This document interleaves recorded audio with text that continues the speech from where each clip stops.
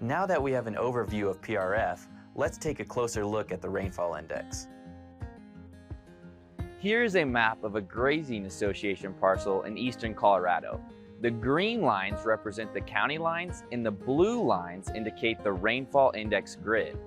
Each grid covers an equal area to a 1/4 degree latitude by 1/4 degree longitude and is assigned a specific grid ID.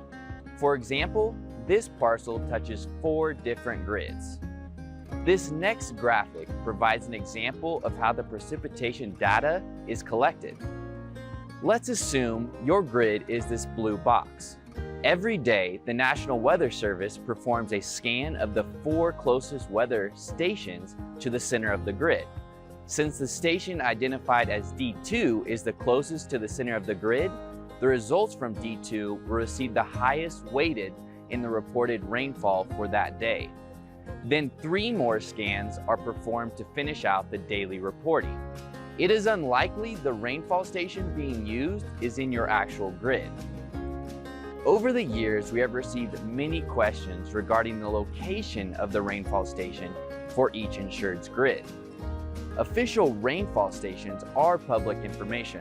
However, we have learned the location of the rainfall stations aren't nearly as significant.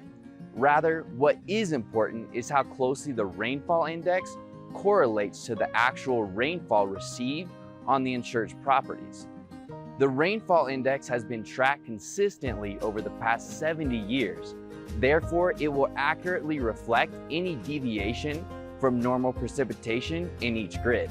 Fortunately, we have the capability to look back and compare your precipitation records against the rainfall index records. If we find that the rainfall index data doesn't correlate with your actual precipitation records, then we might not recommend placing coverage in that particular grid.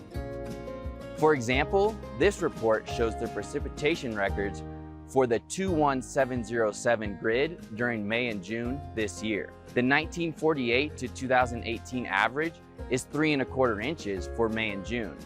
May 15th and June 10th recorded 0.54 inches and 0.4 inches respectively. The cumulative precipitation for the 60 days came in at a total of 1.68 inches or 51.63% of normal. Our software can analyze the current and historical precipitation data for any rainfall grid you have interest in. There are 3 more foundational points to cover in Chapter 4 before we review an example.